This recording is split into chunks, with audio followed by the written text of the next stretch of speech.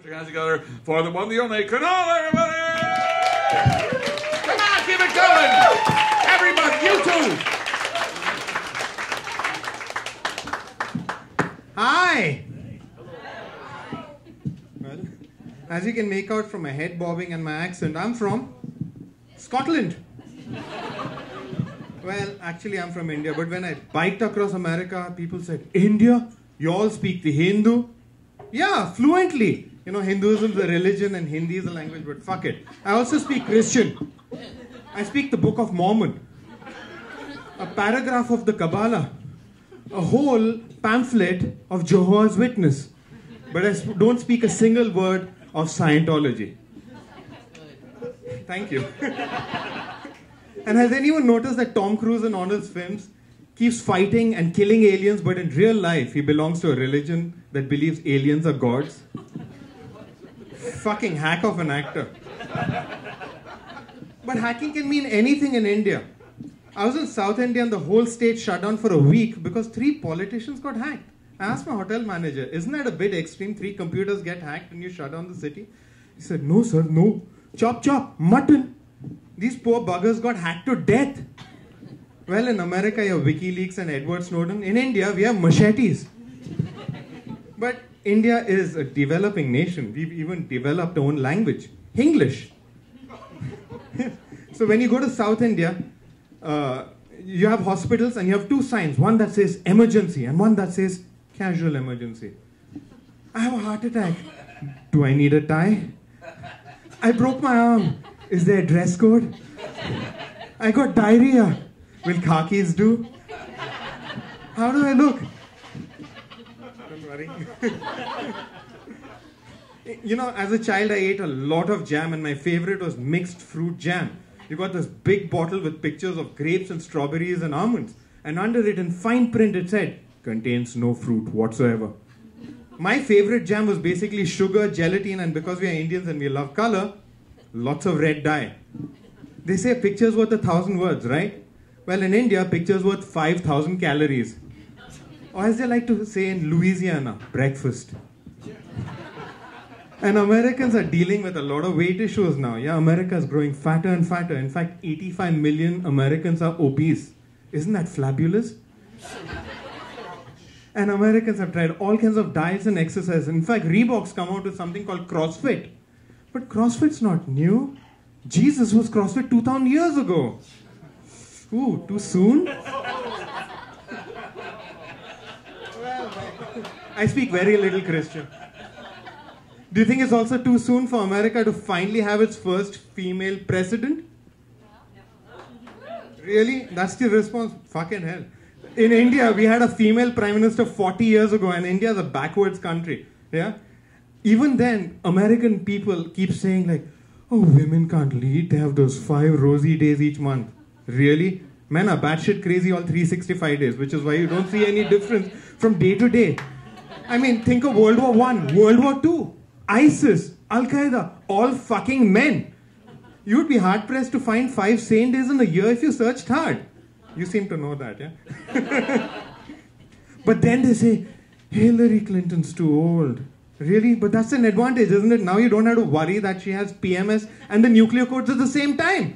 Unlike Ronald Reagan, who had Alzheimer's. Honey, let's make popcorn. Beep, beep, beep. Poof. There goes China and all your fucking mobile phones. You know, men have been fighting forever. I mean, you think of Adolf Hitler and George Bush. I mean, think of them. Adolf Hitler began as a failed painter and went on to become a politician. And George Bush began as a politician and now he's a fucking failed painter. Look at my toes in the bathtub. Yeah, looks like a retarded elephant sneeze paint all over the canvas. I think we finally are ready to have a female president. You think so, right? Woo! You know, there's even better news. They're talking about putting a woman on the $20 bills. Now that's great. Do you know about this? Nobody knows about this. Are you all watching Fox News or something? Anyway, they're talking about putting Rosa Parks and Eleanor Roosevelt. Wonderful women. I have a better idea. I think we should put Sarah Palin on the $20 bills. She'd boost the economy. I mean, think of it. You look at her face, you want to throw your money away immediately. She's a one-woman Dimulus package. But there's a problem here. You know, you got to be dead 20 years to have your face on the, bills, and being brain dead doesn't count. And when I think of brain dead, I always think of Ted Cruz. Who doesn't? And Ted Cruz is so worried about ISIS. But if ISIS were to behead Ted Cruz, I'd call that a circumcision. Fucking Republicans, they don't believe in anything. They don't believe in evolution. But you think about it, this was the party of Abraham Lincoln, Teddy Roosevelt, and now it's the party of Ted Cruz and Sarah Palin. Evolution clearly failed them. Does anyone know the difference between Justin Bieber driving a sports car and a porcupine? Well, the porcupine has the brakes on the outside. You know, the reason we focus so much on pricks is, well, even Freud has been focusing on pricks. He wrote a whole concept called penis envy, and that just says that women, all they want is a penis. I test this all the time, don't worry. I test this all the time by asking random women whether they like to touch my penis. It's been a complete failure. My girlfriend asked random men whether they wanted to touch her breast. They formed a line around Central Park. Twice.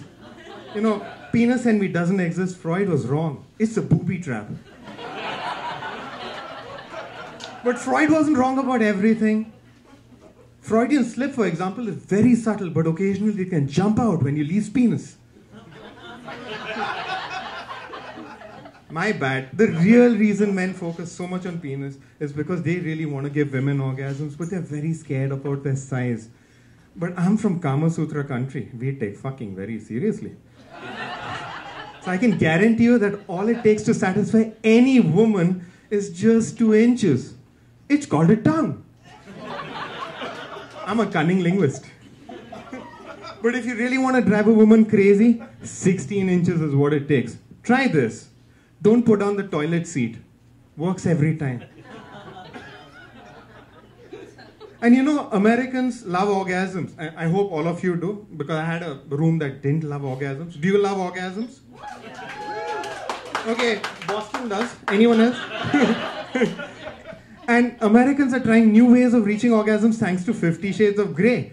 In fact, the other day a man was hospitalized with 50 plastic horses shoved up his ass. Don't worry, the doctors describe his condition as stable. And I hope all want to be healthy and flexible. In fact, if you do, you should do yoga. Yoga is about flexibility, and the man who was the face of yoga recently died at 96 and he was wonderfully flexible. And someone needs to take his place. So I personally nominate Donald Trump. This man is so committed to being flexible that he wakes up each morning and puts his foot in his mouth while he shoves his head up his ass. In fact, while he's got his head up his ass, he might find those 50 plastic horses. It's also how he combs his hair. Thank you. I'm from Scotland.